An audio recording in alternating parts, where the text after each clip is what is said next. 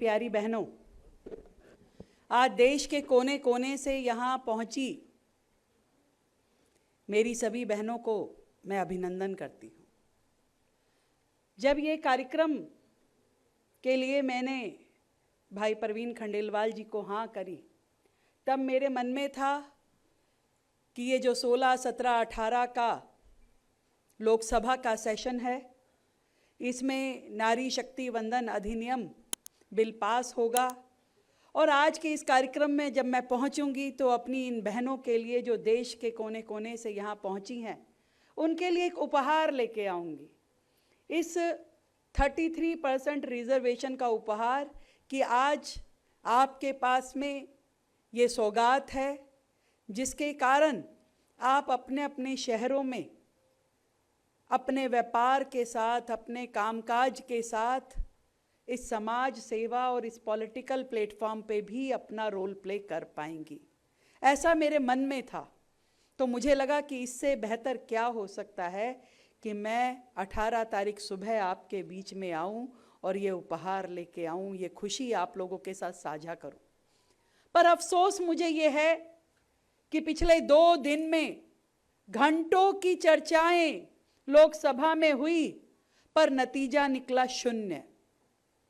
मुझे मन में इतनी तकलीफ हुई कि देखिए, हम महिलाओं ने अपनी यात्रा शुरू करी बेटी बचाओ से। वो समय था जब कोख में बेटियां मार दी जाती थी। वो समय था जब घर से बाहर निकालते हुए माँ बाप 20 बार सोचते थे कि इसे बाहर भेजूं कि नहीं भेजूं। वो समय था कि स्कूल जाते हुए भी हमें ऐसा लगता था अधिकार नहीं, कुछ एहसान हम पे किया गया कि चल तेरे को कॉलेज भेज रहे हैं। बहुत बड़ी बात थी। बड़ी मुश्किल से जद्दोजहद से लड़ झगड़ के समाज ने हमें इजाजत दी, बेटी बचाओ बेटी पढ़ाओ तक हम पहुंच पाए। समय बदला धीरे धीरे। हमने सोचा कि शायद वो सुबह आएगी जब बेटी बढ़ाओ की बात समाज करेगा।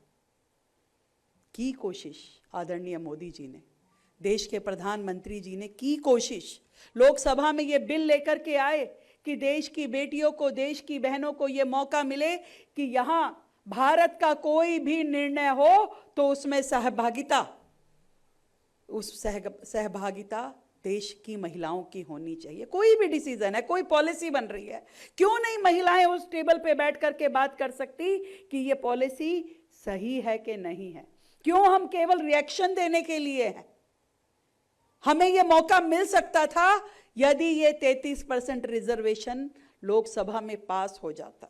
ये मौका मिल सकता था। हम भी विधानसभा की सदस्य बन के निकलती, हम भी लोकसभा तक पहुंचती। हम में से कितनी बहनें वहां जाती और जाती तो वो काम करती कि हाँ, जो समाज के लिए उचित है, जो महिलाओं के लिए, बेटियों के लिए उचित है, उस काम के लिए अपनी आवाज उठाती, उस पॉलिसी मेकिंग में बैठ करके उस डिसीजन का हिस्सा बनती। पर देखिए क्या मजेदार बात थी, वहां पे विपक्ष, चाहे वो कांग्रेस हो, समाजवादी पार्टी हो, डीएमके हो, उन दलीलों के पीछे कोई तथ्य नहीं था, कोई कारण नहीं था। कोई कह रहा था कि 543 पे क्यों कर रहे हो जी, 543 पे करना चाहिए, 850 पे क्यों कर रहे हो, सीटें क्यों बढ़ा रहे हो। कोई कह रहा था कि इसमें मुस्लिम महिलाओं का रिजर्वेशन क्यों नहीं है, आप तो जनरल रिजर्वेशन लेकर के आ रहे हो। कोई कह रहा था ओबीसी महिलाओं को दो पहले, उसके बाद बात करेंगे। कोई कह रहा था डिलिमिटेशन नहीं होना चाहिए, कोई कह रहा परिसीमन नहीं होना चाहिए, कोई मोदी जी की नीयत खोटी है ये बोल रहा है, कोई कुछ भी बोल रहा था, कुछ भी बोल रहा था। पर मैं आज इस मंच के माध्यम से आप सबकी उपस्थिति में उन नेताओं से पूछना चाहती हूं, आपने क्या किया? वर्षों तक आपकी सरकार इस देश पे राज कर रही थी, क्या आपने कभी महिलाओं को सम्मान दिया? क्यों मोदी जी के आने के बाद देश में शौचालय जैसी छोटी जरूरत, शौचालय तक भी नहीं थे देश की महिलाओं के पास? मोदी जी ने आने के बाद में 10 करोड़ शौचालय बनाए, तब जाके देश की महिलाओं को शौचालय मिले हैं। भारत की नारी है।